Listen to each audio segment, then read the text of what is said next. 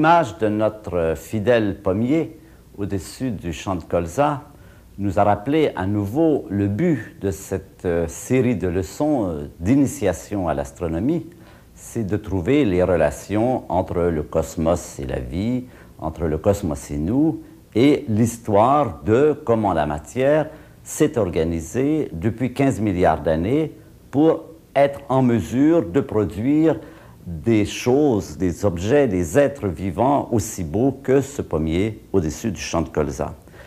Notre démarche, je vous l'ai décrite et elle est représentée à nouveau par l'image que vous avez devant vous, c'est la démarche de l'explorateur qui remonte le temps vers le lointain passé de l'univers, tout comme les explorateurs remontaient le cours des fleuves, des rivières, pour arriver à pénétrer à l'intérieur des continents inexplorés et à réduire progressivement la fraction, la frange de ce territoire qui n'était pas encore connu. Alors, notre démarche, c'est donc reculer dans le passé, et là, nous empruntons la méthode des archéologues, qui est la méthode de la recherche des fossiles, utiliser les fossiles qui nous permettent de reconstituer ce qu'était le passé de l'univers, comment ça s'est passé dans ces périodes lointaines, et qui nous donnent en particulier des preuves du fait que l'univers a atteint à tel ou tel moment de son passé telle température ou telle température. Jusqu'ici, nous avons étudié deux types de fossiles qui nous ont donné des renseignements de toute première importance. D'abord, le rayonnement fossile, cette lumière qui a été découverte par Penzias et Wilson, qui avait été prévue par Georges Gamow, et cette lumière nous a permis de remonter dans le passé à partir du temps présent, ça c'est l'axe du temps, ça c'est aujourd'hui. Aujourd'hui, le rayonnement fossile, la température moyenne du rayonnement dans l'univers est de 3 degrés absolus, donc moins 270 degrés centigrades ou Celsius. La découverte du rayonnement fossile nous a permis de conclure que l'univers a été, à un moment donné, on évalue ce moment à environ 15 milliards d'années, à une température d'au moins 3000 degrés. Et il fallait ces conditions pour que le rayonnement fossile puisse être émis au moment où l'univers devenait transparent après avoir été opaque. Il était opaque dans le passé, c'est-à-dire que la lumière ne pouvait pas le pénétrer directement. Nous ne pouvons pas voir au-delà de cette frontière, mais nous avons des fossiles qui sont d'un autre ordre et qui nous permettent d'aller encore plus loin. Le second fossile, ou les seconds fossiles, c'était l'abondance relative de certains éléments qui sont l'hydrogène léger, l'hélium léger et lourd, le lithium lourd, le lithium 7. Et de cela, nous sommes arrivés à la conclusion que l'univers avait été, à un moment donné, à au moins une température de 10 milliards de degrés. Et cette température, nous pouvons évaluer sa chronologie par rapport à ce point ici, c'est environ 1 million d'années avant le moment où l'univers était à 3000 degrés. Et vous allez voir que nous allons maintenant continuer cette course vers les hautes températures. Nous allons atteindre des températures extrêmement élevées et les temps vont raccourcir considérablement. On va maintenant parler de quelques années, quelques minutes, quelques secondes, quelques fractions de secondes. Alors nous allons maintenant aborder une nouvelle étape de cette remontée. Cette nouvelle étape, nous allons la situer par rapport à notre pyramide de la complexité. C'est l'étape où les protons et les neutrons se sont formés à partir des quarks. Donc nous regardons comment les quarks, en particulier deux d'entre eux, les quarks U et D, se sont combinés pour donner des protons et des neutrons. C'est un sujet qui est à l'étude en ce moment, et je dois vous dire qu'avec Jacques Richer, d'ici de l'Université de Montréal, nous avons travaillé il y a quelque temps sur ce problème. Beaucoup d'autres groupes dans le monde travaillent sur ce problème. Ça n'est pas terminé, c'est quelque chose qui est en train de se faire. En gros, on peut identifier en tout cas la période où cette transformation s'est passée.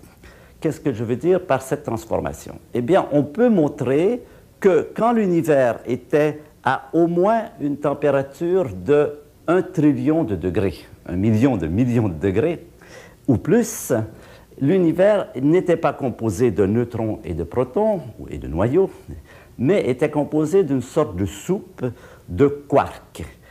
Il y avait ces quarks qui nageaient dans cette soupe primitive, et il y avait aussi une autre particule que nous appelons le gluon. Le gluon, c'est une particule qui est un peu l'analogue du photon par rapport à la force électromagnétique. De même que les charges électriques s'attirent et se repoussent en échangeant des photons de la lumière, de même, les quarks s'attirent et se repoussent en échangeant des gluons.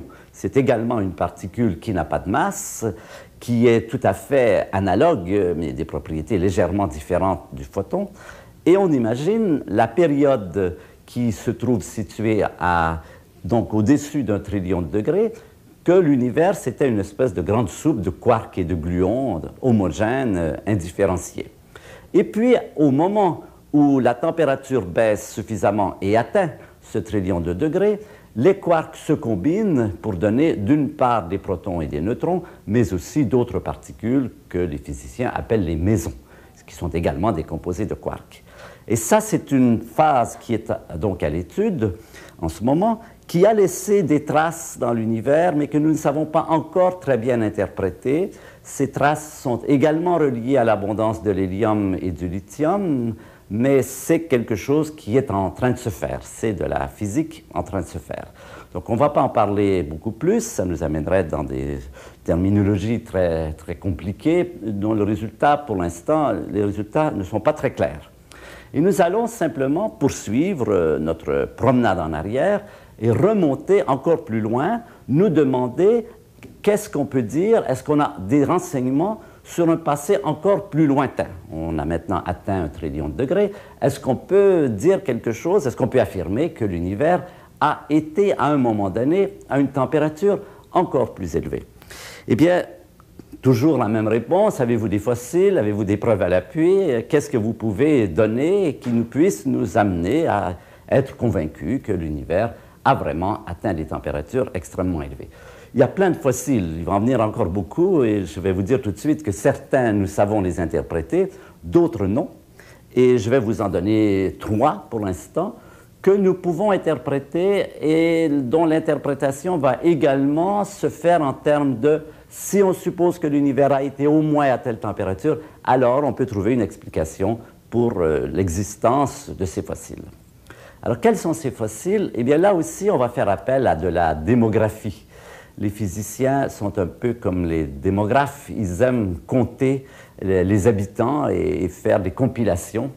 Vous avez vu comment on a pu compter le nombre d'hélium par rapport à l'hydrogène, le nombre de deutérium par rapport à l'hydrogène, et cela nous a donné des renseignements sur cette phase de nucléosynthèse dont on a parlé tout à l'heure. Maintenant, nous allons faire un autre type de démographie. Nous allons compter le nombre de grains de lumière, le nombre de photons, par rapport au nombre d'atomes. Eh bien, on s'aperçoit que dans l'univers, il y a beaucoup plus de photons, de grains de lumière, que d'atomes. Le rapport entre les deux est d'environ 3 milliards. Il y a à peu près 3 milliards de photons pour chaque atome qui existe dans l'univers. Ces 3 milliards de photons sont surtout les photons du rayonnement fossile. En fait, en nombre de particules, ce rayonnement constitue la plus grande source de population photonique, donc de lumière, qui existe. Et quand un physicien, un astrophysicien, quand on lui présente un chiffre, quand on lui dit, voilà, il y a 3 milliards de photons pour chaque atome, il se dit pourquoi? Quelle raison? Pourquoi est-ce que c'est comme ça? Pourquoi est-ce que ce n'est pas 25 ou 0,2? Eh bien, cette mesure, ce chiffre, va nous donner des renseignements. C'est un fossile. On va trouver que si on veut expliquer pourquoi c'est 3 milliards plutôt qu'autre chose, il faut encore remonter dans un passé encore plus lointain, encore plus chaud de l'univers. Ce qui est curieux, c'est qu'il y a en fait 3 fossiles différents qui concordent, qui s'accordent pour nous livrer ce message, le même message. Alors, ces 3 fossiles, je vous ai donné le premier, c'est le nombre de photons par atome. Le second fossile est en rapport avec une quantité, avec une propriété de la matière assez mystérieuse. C'est qu'on sait aujourd'hui que la matière existe sous 2 formes totalement différentes. Il y en a une qu'on appelle la matière, l'autre on l'appelle antimatière. Anti, j'aime pas beaucoup le terme, ça donne une connotation un peu négative. Je crois qu'il aurait mieux valu l'appeler la matière A et la matière B, ou la matière blanche et la matière noire, ou quelque chose comme ça, mais deux termes qui montrent bien la symétrie entre ces deux formes de matière. Quelle différence y a-t-il entre la matière et l'antimatière? Eh bien, ça se ressemble énormément. Il y a une différence de charge. Par exemple, dans l'antimatière, il y a des électrons, comme dans la matière. Sauf que les électrons de l'antimatière sont positifs, alors que les électrons de la matière sont négatifs. Il y a des protons dans l'antimatière, qu'on va appeler des antiprotons. Ces antiprotons sont négatifs, alors que nos protons sont positifs. Il y a des antineutrons qui, eux, évidemment, sont neutres, comme nos neutrons. Il y a donc simplement une espèce de symétrie. On peut mettre toutes les particules de la matière ici, électrons, neutrinos, quarks, toutes ces particules qu'on a vues tout à l'heure. Et toutes ces particules, quand on les met comme ça sur notre mur, on pourrait faire un autre tableau dans lequel on mettrait anti-électrons, anti-neutrinos, anti-quarks, etc. Alors, pourquoi il y a deux types de matière comme ça dans la nature? Ça aussi, c'est une question qui se pose. Mais ce qu'on sait, c'est qu'avec cette seconde sorte de matière, cette antimatière, on peut également fabriquer des atomes, on peut également fabriquer des molécules, on pourrait également fabriquer des voitures. On peut très bien imaginer une voiture d'antimatière, ça marcherait tout aussi bien qu'une voiture de matière. Sauf que le problème, c'est que la collision sur l'autoroute d'une voiture avec une anti-voiture serait infiniment plus désastreuse que la collision d'une voiture avec une autre voiture. Pourquoi? Eh bien parce que quand la matière entre en collision, quand elle rencontre l'antimatière, les deux disparaissent immédiatement, se transforment en lumière, et cela dégage une quantité d'énergie qui est de l'ordre de 1000 fois supérieure à ce que donnent nos meilleures bombes par gramme de matière. Alors, vous voyez que ce serait tout à fait catastrophique si vous rencontrez votre double, votre anti-double, ne lui donnez surtout pas la main, ce serait désastreux. Alors, donc, il y a ces deux types de matière dans l'univers. L'antimatière, ce n'est pas un mythe, ce n'est pas quelque chose d'inventé par les physiciens. Si au départ, ça a été cela, mais maintenant, nous savons que ça existe. Nous en fabriquons au laboratoire. Nos accélérateurs fabriquent des faisceaux d'antiélectrons en très grand nombre. Les accélérateurs maintenant en font. Des faisceaux d'antiprotons, c'est quelque chose qui existe et qu'on peut produire d'une façon industrielle, ce serait exagéré, mais encore en nombre assez important. Donc, ces deux matières existent et ont des propriétés tout à fait parallèles, sauf qu'il ne faut pas les amener à se rencontrer. Alors, la question se pose, quand le physicien va au laboratoire, il trouve, par exemple, qu'il y a exacte symétrie entre matière et antimatière. Qu'est-ce que je veux dire? Ça veut dire que chaque fois qu'un physicien, dans un accélérateur, fait une particule de matière, il fait obligatoirement en même temps une particule d'antimatière. Il y a symétrie totale entre les deux. Pourtant, dans l'univers, on sait bien que ce n'est pas le cas. Y a-t-il d'antimatière dans l'univers? S'il y en a très peu. Extrêmement peu. Nous en savons qu'il en existe un peu dans le rayonnement cosmique, mais nous avons toutes les preuves du fait que notre système solaire, notre galaxie et même les galaxies voisines sont faites non pas d'antimatière, mais de matière. Alors vous voyez, il y a un problème qui se pose là. Si les deux matières existent, ont des propriétés parallèles, comment se fait-il que dans notre univers, il y a un tel biais pour la matière au lieu de l'antimatière? Comment se fait-il qu'on ait cet univers fait de matière et qu'on trouve si peu d'antimatière? Ce qui est heureux d'ailleurs parce que ça produirait des quantités de problèmes. Alors voilà donc la seconde question qui va se poser. La première question, pourquoi y a-t-il 3 milliards environ de grains de lumière par particule? Et la deuxième question, par atome, et la deuxième question, c'est pourquoi n'y a-t-il pas d'antimatière dans notre univers? Voilà deux questions qui se posent. Et à cela, on va en ajouter une troisième. Et c'est à ces trois questions en même temps que va répondre notre prochain fossile. L'autre question qui est tout à fait fascinante, c'est pourquoi la charge de l'électron est chargé, comme vous savez, l'électron de la matière, mais c'est aussi la même chose pour l'antimatière, pourquoi la charge de l'électron est-elle très exactement la même que la charge du proton? Bien sûr, les signes sont différents. Mais quand on a tenu compte de la différence des signes, la valeur numérique, comme on dit, de la charge de l'électron est très exactement la même que la charge du proton. Rappelez-vous que les protons sont composés de 3 quarks, Ce qui veut dire que la charge de l'électron, elle est exactement 3 fois la charge du quark. Alors quand je dis exactement, c'est vraiment exactement. C'est vraiment exactement, on a essayé de mesurer s'il n'y aurait pas une petite différence, et on peut montrer que dans une partie, dans 1 trillion et même plus, les deux charges sont égales, avec un très grand nombre de chiffres significatifs. Alors ça, c'est toujours un message dans la nature aussi. Quand deux choses qui ont l'air différentes ont exactement la même charge. Pourquoi ont-elles l'air différentes? Eh bien, parce qu'un électron, c'est quelque chose qui réagit à la force électromagnétique, mais qui ne réagit pas du tout à la force nucléaire. Il ignore complètement la force nucléaire. Par contre, les quarks, eux, réagissent à la fois à la force électromagnétique, ils ont une charge, 1/3 de celle de l'électron, mais ils réagissent aussi, ils sont sensibles également à la force nucléaire. Donc voilà deux corps qui, a priori, ne se ressemblent pas et qui pourtant s'arrangent pour avoir exactement la même charge. Alors voilà donc la troisième question qui se pose, troisième fossile si vous voulez, et on va dire ceci, si on veut comprendre pourquoi il y a 3 milliards de photons par atome, pourquoi il n'y a pas d'antimatière dans notre univers, pourquoi il y a ce biais par rapport à la matière, et pourquoi l'électron et le proton ont très exactement la même charge, eh bien, voilà, ces trois fossiles, on va y répondre en faisant appel à des phénomènes qui se sont passés à des températures maintenant beaucoup plus élevées. Nous allons atteindre des températures d'environ 10 puissance 28 degrés, c'est-à-dire 1 avec 28 0 degrés.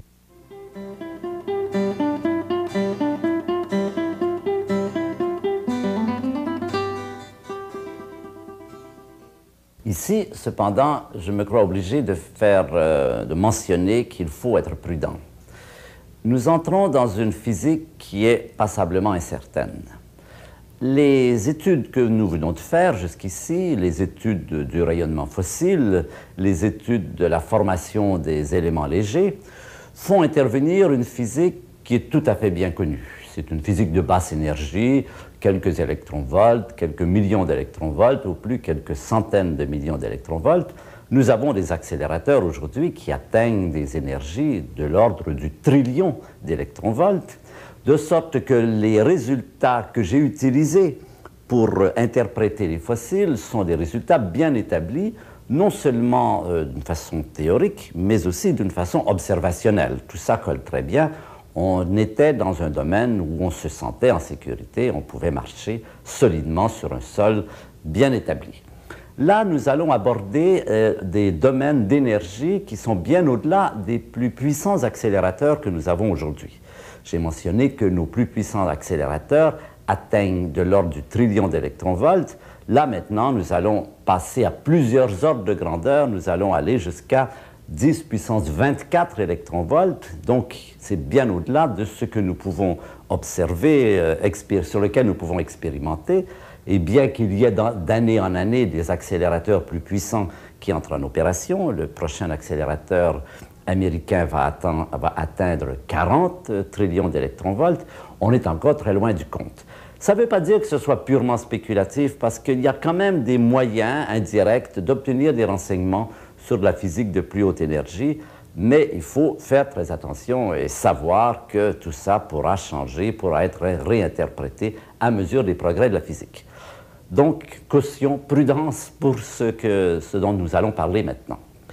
Alors, je vous ai mentionné que nous avions un nouveau fossile en préparation. C'est la réponse aux 3 questions que j'ai posées tout à l'heure. Que l'interprétation de la réponse à ces questions va nous amener à des températures très élevées. Et toujours, on dira, c'est notre démarche traditionnelle, si on fait l'hypothèse que l'univers a été jusqu'à des températures de temps, et maintenant on va parler de 10 puissance 28 degrés, alors on peut expliquer pourquoi, etc., etc. Eh bien, avant de vous présenter ce sujet, il me faut revenir sur un sujet qui est peut-être moins familier et qui va jouer un rôle fondamental dans l'interprétation de ces données. Ce sujet, c'est ce qu'on peut appeler l'unification des forces. L'unification des forces, c'est un rêve pour les physiciens. Les physiciens adorent unifier des choses, adorent montrer que des choses qui sont en apparence très différentes Dans la réalité, cette différence n'est qu'apparente et que fondamentalement, c'est la même chose. Et l'histoire de la physique est faite en gros de chapitres d'unification de forces. Le chapitre le plus connu se passe au XIXe siècle. Au XIXe siècle, on connaît par exemple le magnétisme, la force magnétique, qui est connue depuis longtemps. On l'utilise pour faire des boussoles. On connaît l'orientation des aiguilles dans le champ magnétique de la Terre et on appelle ça la force magnétique. On connaît aussi depuis longtemps l'électricité. On sait très bien que quand on frotte une barre d'ambre, on peut soulever des petits papiers et on sait qu'il existe telle chose que la force électrique. Ce qu'on va montrer au XIXe siècle, c'est qu'en fait, la force magnétique ou les manifestations de la force magnétique et les manifestations de la force électrique, qui semblent bien différentes, sont des manifestations dans des conditions différentes, dans des contextes différents d'une seule et même force qu'on va appeler la force électromagnétique. Cette force électromagnétique qui régit la chimie, qui régit l'émission de la lumière, qui régit la physiologie de notre corps, a été découverte, les équations en ont été formulées au XIXe siècle, en particulier par Maxwell. Et cette force électromagnétique est un triomphe d'unification puisque, à partir du même nombre d'équations, on peut prévoir à la fois le comportement des boussoles et le comportement des bouts de papier électrisés et puis, bien sûr, bien d'autres comportements. Voilà donc un exemple d'unification qui est un grand succès de la physique. Vers la même période, on a aussi un autre type d'unification, c'est la thermodynamique. La thermodynamique, c'est vraiment l'unification de deux réalités qui semblent différentes. Le travail, c'est-à-dire le déplacement de masse importante dans des mouvements simples, et la chaleur, c'est-à-dire le déplacement multiplié d'un très grand nombre de particules. Et la thermodynamique, c'est précisément la jonction entre les deux, montrer qu'il y a une science du travail et de la chaleur et qu'on peut expliquer les manifestations de l'un et de l'autre en termes d'un seul formalisme, celui-là dans lequel interviennent des gens comme Carnot, comme Boltzmann, comme Gibbs et bien d'autres. Donc voilà deux chapitres d'unification des forces de la physique et les physiciens rêvent qu'ils puissent un jour expliquer toutes les forces, les 4 forces de la physique. Je vous rappelle qu'aujourd'hui, nous en avons 4. Il y a la force de gravité, la force nucléaire, la force électromagnétique et une 4e qui s'appelle la force faible ou la force de Fermi, qui, elle, intervient dans les interactions des neutrinos en particulier. Et les physiciens, donc, rêvent de montrer que, en analogie avec l'électromagnétisme, ces forces sont en fait des manifestations différentes d'une seule et même force. Alors, il y a eu un chapitre important qui a été réalisé vers les années 1972, quand des physiciens, en particulier Weinberg, Salam et autres, ont montré que la force électromagnétique et la force faible étaient unifiées. Pas tout à fait unifiées, c'est pas tout à fait vrai. Il y a encore des éléments différents, mais en fait, elles sont intimement reliées dans un formalisme qui les implique à différents niveaux. Donc, c'est un progrès dans le sens de l'unification. 1972, Weinberg et Salam montrent que ces deux forces sont reliées, et cela est confirmé vers 1980 quand on découvre les particules qui transportent la force électromagnétique faible, électrofaible on dit aujourd'hui. Ce sont des particules massives qui sont l'analogue des photons, des gluons, des gravitons pour les autres forces, mais qui sont là, dans ce cas-là, beaucoup plus massives. Alors évidemment, il y a ce rêve toujours de dire, d'accord, on en a réussi 2 sur 4, est-ce qu'on peut aller plus loin? Eh bien, on peut aller plus loin à condition d'utiliser certains résultats, et on a fait, évidemment, on n'a pas manqué de faire de telles hypothèses. C'est aujourd'hui un sujet d'étude de l'astrophysique, de la physique, qui est relativement spéculatif, bien sûr, parce qu'on n'a pas de véritable théorie d'unification, et je voudrais vous montrer comment cela se passe. Mais avant, nous allons revenir à notre tableau ici, et je vous répète donc que nous remontons vers les hautes températures. Je ne vous ai pas mentionné que la transition entre cet univers de quarks-gluons et l'univers de protons et de neutrons se passait environ une centaine de secondes avant la formation des éléments légers. Et maintenant, nous allons remonter beaucoup plus haut dans le passé, suivre ce diagramme. Alors voilà un diagramme qui va essayer d'expliquer comment se passe cette unification des forces. Ce diagramme se lit comme ceci. Ça, c'est le temps. Alors ça, c'est aujourd'hui, enfin par là, et nous remontons vers des temps extrêmement courts, des temps qui s'approchent de ce fameux temps zéro dont je vous dirai tout à l'heure ce qu'il faut penser. C'est une horloge conventionnelle, disons. Ici, par exemple, nous sommes à 10 milliards d'années, 100 000 ans, 1 seconde, 10 puissance moins 10 secondes, 10 puissance moins 36, 10 puissance moins 44. Vous voyez que les temps deviennent très, très courts. Et chacune de ces lignes ici, vous voyez qu'il y en a 4 ici, représente l'intensité de chacune de ces forces. En bas, il y a l'interaction forte ou l'interaction nucléaire. Ensuite, voilà l'interaction électromagnétique. Ici, la force va dans ce sens-là. Plus on monte, plus ça faiblit. Ici, il y a l'interaction faible ou interaction de Fermi. Et ici, l'interaction de gravitation. Et vous voyez que, alors qu'aujourd'hui, elles ont des intensités, des puissances, elles sont des forces, pourrait-on dire, différentes. Si vous suivez, par exemple, ces deux-ci, vous voyez que si on remonte à des températures, si on atteint des températures relativement élevées, qui sont de l'ordre de 100 milliards d'électronvolts, eh bien, on prévoit, et c'est ce qui a été le succès de la théorie de Weinberg-Salam, que les deux forces deviennent à partir de là une seule force, la force électrofaible. Alors, cette transformation à l'échelle de l'univers s'est produite, bien sûr, quand l'univers a atteint la température correspondante de 100 milliards d'électronvolts, c'est-à-dire 100 000 millions d'électronvolts, 10 puissance 11 électronvolts, et cela, à cette échelle, se passe à un moment où l'univers a un âge d'environ 10 puissance moins 10 secondes.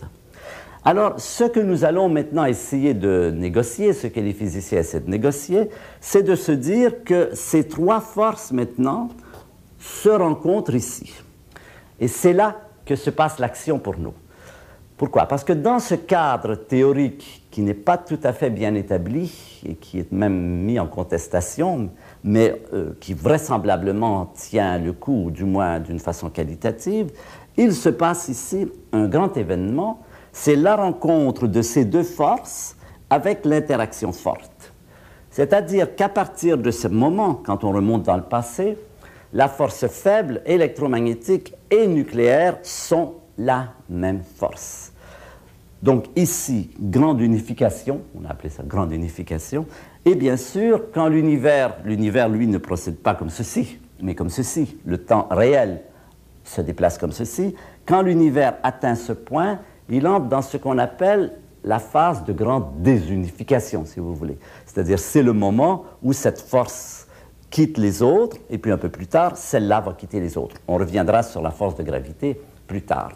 Eh bien, c'est à cette période, autour de cette période, que l'on situe les événements qui seraient responsables de nos trois fossiles. En d'autres mots, on peut montrer, mais attention, on est dans une physique qui est relativement mal connue, mais ça semble marcher assez bien. Je profite du fait pour mentionner que c'est Sakharov, le physicien soviétique, qui a été au départ à la base de cette hypothèse.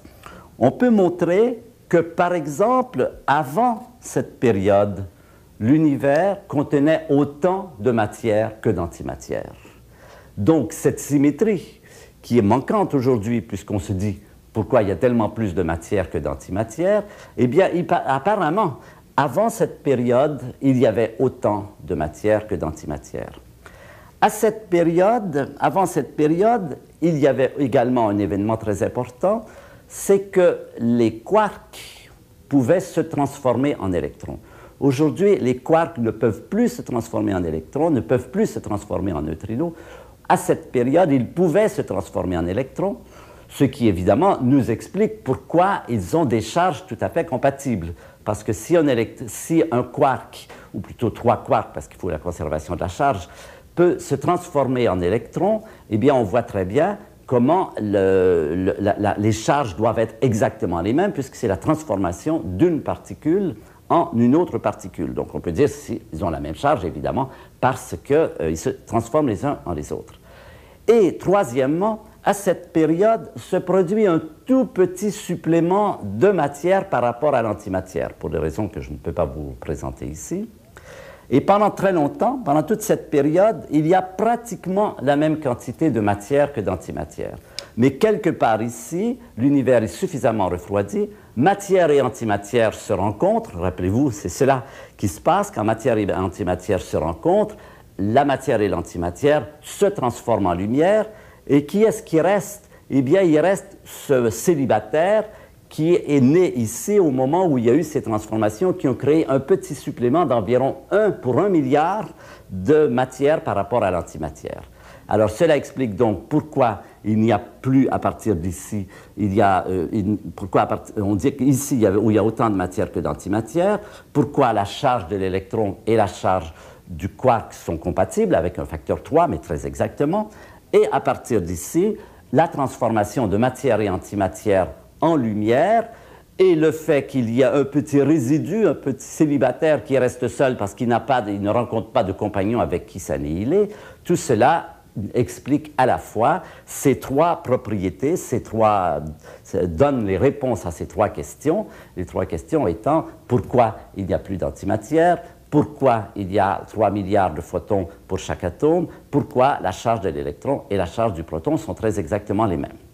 Alors, donc, en reprenant dans notre mode favori, on dit ceci. Le fait qu'il y ait aujourd'hui 3 milliards de photons pour chaque atome, le fait qu'il n'y ait plus d'antimatière, le fait que la charge de l'électron et celle du proton soient très exactement la même, tout cela, on peut y trouver une réponse si on dit ceci. Si l'univers a été à un moment donné à une température égale ou supérieure à 10 puissance 28 degrés, alors à ces températures, l'univers était grand unifié, en tout cas pour ces 3 forces. Les 3 forces étaient une seule force, et les particules électrons, neutrinos et quarks étaient une seule particule qui pouvait changer de nature, qui pouvait changer d'état, passer à des états différents. Et quand est arrivée cette période, il y a eu cette désunification. Cette désunification a amené les phénomènes que nous observons aujourd'hui, transformation d'un certain nombre d'atomes, de quarks et d'antiquarks en photons, et d'antiélectrons, électrons en photons, transformation, disparition évidemment de l'antimatière un peu plus tard, parce que toute l'antimatière qui a pu rencontrer des partenaires de matière a pu s'annihiler et se transformer en lumière, ce qui a eu pour résultat de donner 3 milliards de photons pour chaque atome, et en même temps, on comprend pourquoi la charge de l'électron et la charge du proton sont très exactement les mêmes. Ils viennent de particules qui, au départ, pouvaient se transformer les unes dans les autres.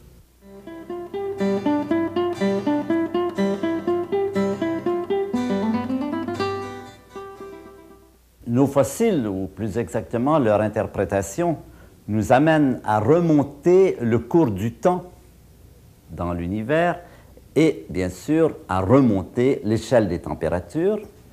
Et nous avons donc, à différents moments, quand nous allons dans ce sens, une unification des forces. Ici, la force faible et la force électromagnétique se combinent pour donner la force électrofaible.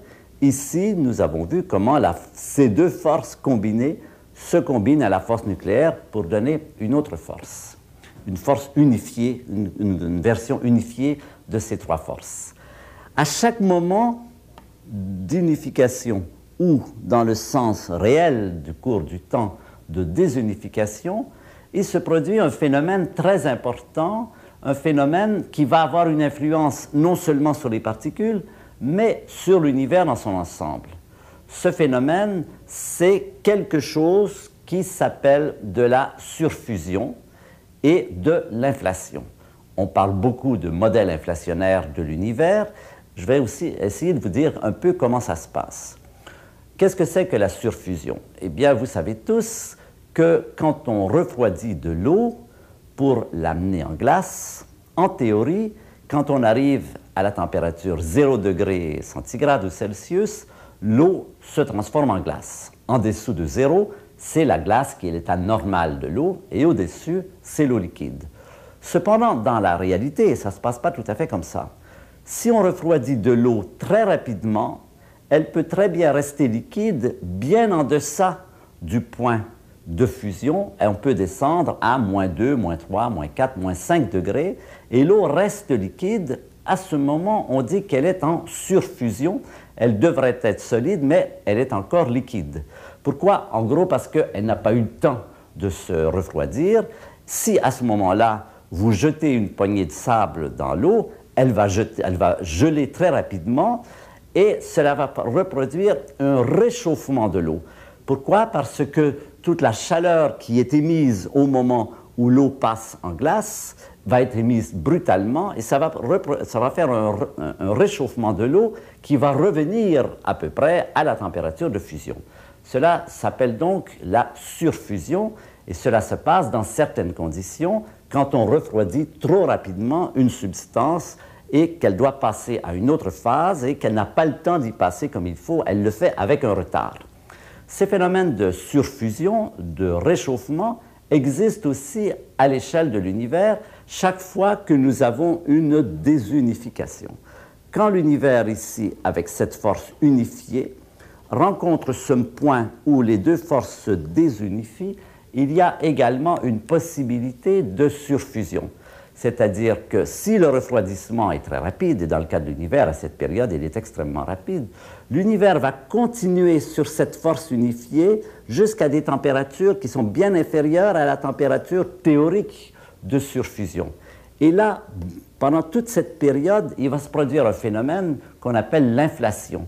L'univers va se mettre à grossir, à grandir à une vitesse accélérée jusqu'au moment où la surfusion va se détendre, c'est-à-dire qu'on va repasser à ce point ici avec dégagement de chaleur, et l'univers va se réchauffer, va revenir à ce point-ci. Alors ces phénomènes jouent un rôle très important dans l'univers. Ils se produisent donc à chaque fois qu'il y a ces désunifications. Il y en a certainement une qui se produit ici, une qui se produit là, peut-être encore une plus tard qui se produit quand les quarks se combinent pour donner des protons et des neutrons.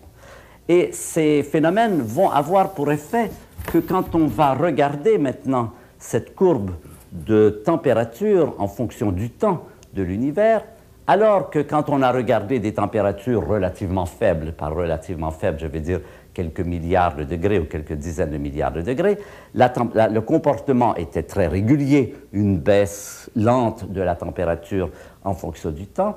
Quand on va arriver au temps plus court, à des températures très élevées, on n'aura plus du tout cette forme régulière. L'univers ne va pas se comporter sagement dans un refroidissement régulier. Il va y avoir des chaos, des sautes d'humeur, des hauts et des bas.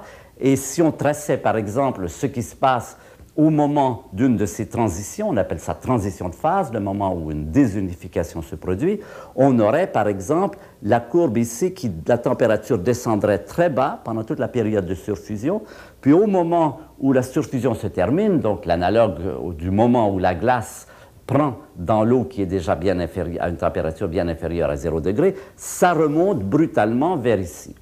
Donc, aux basses températures, nous aurions des bosses comme ceci, une à la grande désunification, une à la désunification qui est reliée à la séparation de la force faible et de la force électromagnétique, vraisemblablement une autre au moment où les quarks se combinent pour donner des protons et des neutrons. Donc, un comportement beaucoup plus compliqué que celui que nous avons ici à cette période. Alors, ce qui va se passer, ces périodes d'inflation vont avoir un effet très important sur l'ensemble de l'univers. C'est comme si les particules se mettaient au lieu, les particules de l'espace qui à ce moment-là se séparaient relativement lentement, se mettent à accélérer, à aller très très vite pendant un certain temps, et c'est ce qu'on va appeler l'inflation. Et cela va être important parce qu'on va essayer un peu plus tard d'interpréter certains problèmes qui se posent à nous dans l'étude de la cosmologie, et on a beaucoup fait appel à ces périodes d'inflation pour essayer de comprendre ce qui s'est passé, pour trouver une solution à ces problèmes dont je vais parler tout à l'heure. Je n'y vais pas en parler tout de suite. Je voudrais maintenant continuer encore notre route. nous avons dit donc que ces fossiles d'absence d'antimatière, pourquoi 3 milliards de photons par atome et pourquoi la charge du proton et la charge de l'électron sont très exactement les mêmes, peuvent nous amener jusqu'à une température d'environ 10 puissance 28 degrés. Mais si nous voulons aller plus loin, si nous voulons remonter encore plus loin dans le temps et dans la température, nous rencontrons des conditions extrêmement difficiles. En gros, nous arrivons dans une région où notre physique ne marche plus, et c'est ce que nous allons appeler la limite de notre connaissance aujourd'hui. C'est ce que nous allons appeler notre terra ignota.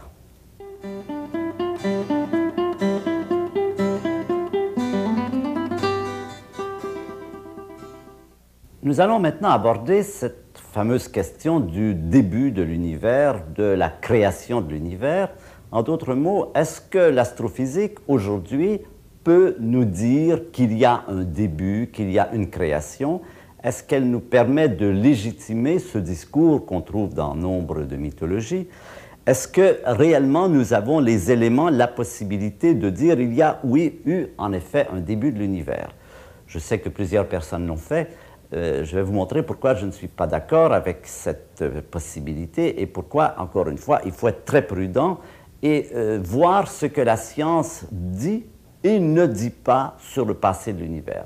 Elle nous a dit beaucoup de choses, elle nous a permis de remonter dans le temps très loin, mais elle, je crois qu'elle ne peut pas parler d'un début de l'univers, elle ne peut pas dire « j'ai découvert le début », la création, le Big Bang au sens où il s'agirait d'une création. Eh bien, pour cela, nous allons revenir sur notre diagramme qui est maintenant notre guide quand nous voulons remonter le temps et la température. Et nous allons regarder ce qui va se passer dans la région qui est encore plus chaude que celle où s'est passée la grande unification. On a ici, dans ce diagramme, mis que la force de gravité pouvait être unifiée dans cette région. En fait, c'est un rêve. C'est un rêve, ça n'est pas du tout fait et n'est pas du tout certain que cela soit possible et que cela soit dans les possibilités de la physique contemporaine. Pourquoi?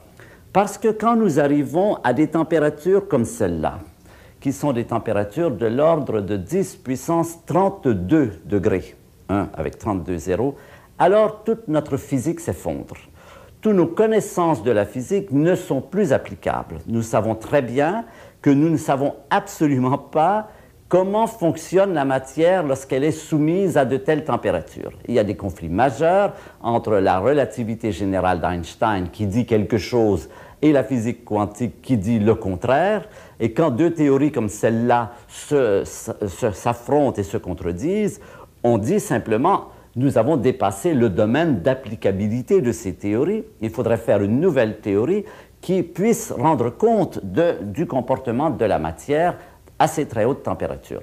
C'est un effort qui se fait depuis longtemps chez les physiciens et il y a plusieurs avenues, plusieurs façons d'en parler, plusieurs démarches. La plus populaire s'appelle la théorie des supercordes. Vous avez probablement tous entendu parler de cela. On ne considère plus les particules comme des points, mais comme des cordes vibrantes. Il y a une autre théorie aussi qui est celle qui a été présentée par Hawking dans son livre « Une brève histoire du temps », qui est une autre démarche. Ce qui semble clair, c'est qu'aujourd'hui, aucune de ces démarches ne semble aller vers quelque chose de prometteur. D'année en année, on se rend compte qu'il y a énormément de difficultés. Les difficultés naissent du fait que même les notions les plus fondamentales de la physique, comme la notion d'espace, la notion de temps, ne marchent plus. On ne peut plus utiliser ces notions qui semblaient bien être des notions a priori, comme le disait Kant. Eh bien, ce ne sont pas des notions a priori, ce sont des notions qui marchent quand l'univers n'est pas trop chaud, mais quand il est chaud, ça ne marche plus. Alors, quelle notion, que fait un physicien quand on lui dit qu'il ne peut pas utiliser la notion de temps et d'espace, quand on lui dit que le temps, au lieu d'aller toujours dans le même sens, comme c'est le cas chez nous, se met à fluctuer et qu'à un moment donné, il va dans un sens et à un moment donné dans l'autre sens, il est complètement perdu, bien sûr, il ne sait pas quoi faire. Et nous rencontrons ici, à ce niveau, ce qu'on peut appeler le mur de l'ignorance. Le mur de l'ignorance, la limite de la connaissance, donc la frontière de la terra incognita, se trouve en ce moment ici.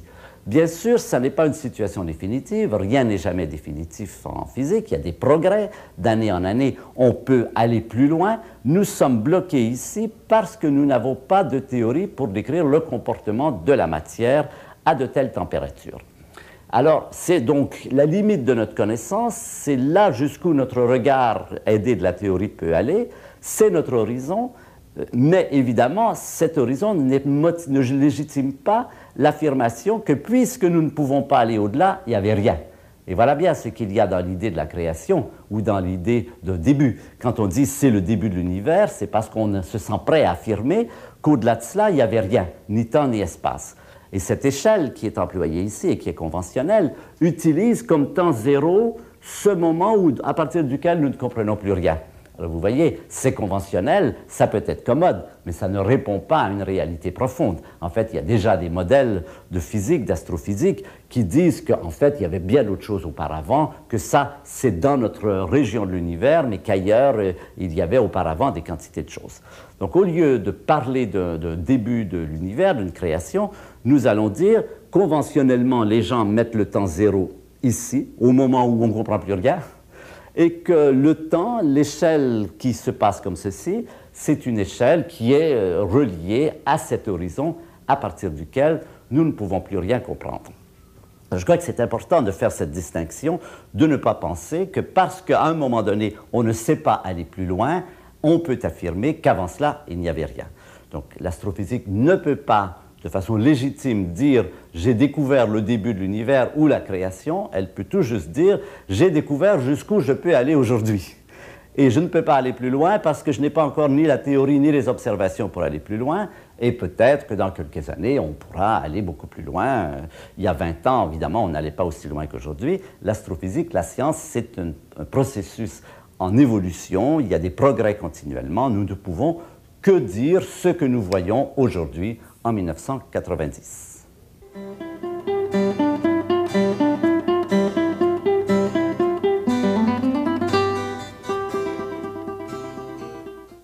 La théorie du Big Bang et les fossiles que nous avons détectés et interprétés nous ont permis de remonter très loin dans le passé et avec un succès assez considérable, on a pu rendre compte d'un certain nombre de questions qui se posaient. La théorie du Big Bang a quelques problèmes aussi. Je voudrais vous en parler. Ce ne sont pas de vrais problèmes dans le sens où, par exemple, quelque chose de prédit serait en désaccord avec quelque chose d'observé. Ça, ce sont les vrais problèmes de la physique. À ce moment-là, on sait qu'il y a quelque chose qui ne va pas dans la théorie. C'est plutôt d'un autre ordre. Et je voudrais vous le décrire à partir de cette photo, cette image qu'on a vue auparavant, qui nous donnait à voir ce rayonnement fossile comme nous le voyons.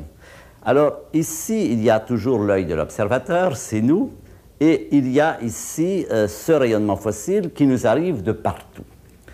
Et on a donc mesuré la température de ce rayonnement fossile par la distribution des fréquences, des longueurs d'onde, mais aussi on a cherché à voir s'il n'y avait pas des variations de température. Et c'est là que le problème s'est posé, c'est que ce rayonnement dont la température est de l'ordre de 2,7 degrés est isotrope. Ça veut dire qu'il est le même quand vous regardez en haut, en bas, à gauche, à droite, quand vous regardez entre deux directions très rapprochées, deux directions très éloignées, il est le même avec une précision extraordinaire. On n'a pas observé de variation de température entre deux points, deux directions, qui serait supérieure à une partie dans 100 000. Alors pourquoi c'est un problème que ce rayonnement soit tout aussi isotrope? Eh bien, c'est en relation avec ce que nous appelons la causalité, dans le cadre de la théorie d'Einstein. Je peux vous dire en peu de mots de quoi il s'agit. Vous savez que la lumière voyage à une certaine vitesse, 300 000 km par seconde, pas plus, et que donc les renseignements, les informations qui se propagent dans l'espace ne peuvent pas se propager à une vitesse plus grande que cela. Par exemple, si vous voulez envoyer un message à une sonde qui se trouve près de Jupiter ou de Saturne, eh bien, vous savez que cette sonde ne recevra ce message qu'une heure ou 2 heures plus tard et que vous recevrez la nouvelle qu'elle l'a bien reçue qu'encore le double du temps. Donc, l'information, les renseignements voyage à une certaine vitesse, et cette vitesse, bien que très rapide, à l'échelle de l'univers, n'est pas très grande. Elle est même plutôt lente. 300 000 km par seconde, c'est plutôt lent à l'échelle de l'univers. Alors la question se pose de la façon suivante. Les atomes qui ont émis le rayonnement fossile ici avaient donc très exactement la même température que les atomes qui ont émis le rayonnement fossile ici. C'est bien ce que montre la grande précision de la température à une partie dans 100 000. Question, comment se fait-il que ces atomes avaient exactement la même température? Alors, pourquoi c'est un problème que tous les atomes aient eu exactement la même température? Parce que ces atomes avaient à cette période, l'univers à cette période, avait dans cette chronologie conventionnelle de l'ordre d'1 million d'années. En 1 million d'années, les messages émis par qui que ce soit, atome ou autre, ne peuvent pas franchir plus qu'1 million d'années-lumière. Ce qu'on va appeler la sphère de causalité de ces atomes, c'est le volume dans lequel ils peuvent avoir eu une influence. Et c'est une sphère dont la dimension est de l'ordre d'1 million d'années-lumière. Or, à cette échelle, la sphère de causalité de ces atomes est toute petite par rapport à ceci. Ces atomes-ci n'avaient eu aucun moyen d'entrer en contact avec des atomes qui auraient été là, là ou là. Et donc, comment se fait-il que la température ait été la même partout, puisque ces atomes ne pouvaient pas avoir eu de contact, avoir échangé, s'être thermalisés avec les autres? Alors, vous pouvez dire que ce n'est pas un vrai problème, bien sûr, parce que c'est comme ça, la température de tout l'univers était la même, c'est une donnée initiale. Les physiciens n'aiment pas beaucoup cette idée, ils aiment bien essayer de relier les choses aux autres et donner un contexte dans lequel ils puissent donner une explication. Donc, premier problème, pourquoi cet univers est-il aussi isotrope? Pourquoi le rayonnement fossile a-t-il cette très grande isotropie? Mais il y a d'autres problèmes aussi. Le second problème, c'est le suivant. Rappelez-vous que nous avons parlé de la courbure de l'espace-temps. La courbure de l'espace-temps de notre univers a à peu près cette forme-ci, la forme de celle de cheval ou de col. Eh bien, question, en fait, cette courbure de l'univers aujourd'hui est extrêmement faible. Notre univers est pratiquement plan. Là, on a beaucoup exagéré. C'est une courbure très, très, très faible. Et on peut montrer que dans le passé, cette courbure était encore plus faible. Et on arrive aux temps anciens à un univers qui a d'une planitude qui obéit aux lois d'Euclide, les deux parallèles ne se rencontrent pas, avec une précision fantastique. Et là aussi, la question se pose, comment se fait-il que cet univers ait eu exactement cette géométrie plutôt que d'autres géométries? Pourquoi a-t-il choisi celle-là? Alors, on peut dire comme réponse, là aussi, c'est comme ça parce que c'est comme ça. Et naturellement, pour l'astrophysicien, ça n'est pas très satisfaisant. Il voudrait bien avoir une réponse à ces deux questions. Il y en a d'autres, mais ce sont les deux questions les plus importantes. Et il se trouve qu'on peut répondre à cette question en termes précisément de ces périodes d'inflation dont j'ai parlé tout à l'heure. Pourquoi? Parce que qu'est-ce qui se passe quand vous gonflez un ballon? Une inflation, c'est un peu l'équivalent d'une région de l'espace qui se gonfle démesurément. Eh bien, on voit bien que même si ce ballon était relativement petit, si sa courbure était relativement forte, si vous le gonflez énormément, il devient pratiquement plan. Il devient pratiquement semblable à un plan, donc il va retrouver une planitude très grande, il va échapper à cette courbure importante. De la même façon, si cet univers, si cette sphère de causalité, justement, à cause de l'inflation, s'est gonflée démesurément, alors on ne peut plus dire que les atomes n'avaient qu'une toute petite sphère de causalité qui ne leur permettait pas de savoir quelle était la température des atomes qui étaient situés dans l'autre partie. On va dire non, la sphère de causalité, au moment de l'inflation, grossit démesurément et c'est l'inflation qui est responsable de l'isotropie du rayonnement thermique, qui a thermalisé l'univers, qui est responsable de sa planitude. C'est donc une hypothèse qui est très populaire, qui a été très discutée et qui est très présente, ces modèles d'inflation. On fait appel à la désunification des forces pour expliquer des choses aussi différentes que la planitude de l'univers. Et évidemment, c'est très sympathique de pouvoir relier de l'infiniment petit, la désunification des forces, à de l'infiniment, à du beaucoup plus grand. Pourquoi l'univers est si plan? En fait, ça ne marche pas aussi bien que cela. Il y a beaucoup de problèmes d'un autre ordre, en particulier, ces modèles d'inflation supposent que l'univers a la densité critique, qu'il a exactement la densité dont j'ai parlé, 10 atomes par mètre cube. Or, on ne trouve pas cela quand on observe. Et c'est une des raisons pour laquelle les théoriciens aiment bien cette idée, ce fait qu'on puisse expliquer des quantités de choses.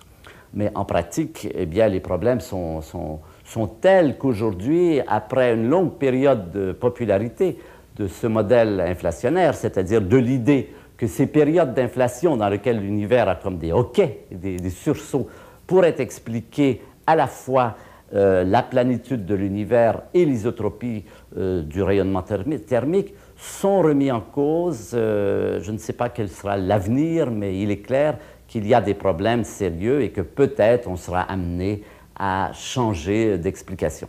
Enfin, ça aussi, c'est de l'astrophysique qui est en marche, c'est de l'astrophysique qui progresse, et là aussi, il faut suivre les nouvelles, il faut regarder dans vos journaux du matin, on a même quelquefois des informations dans nos journaux du matin, pour savoir quels sont les développements, tout aussi bien sur le plan de l'expérimentation que sur le plan de l'observation et de la théorie.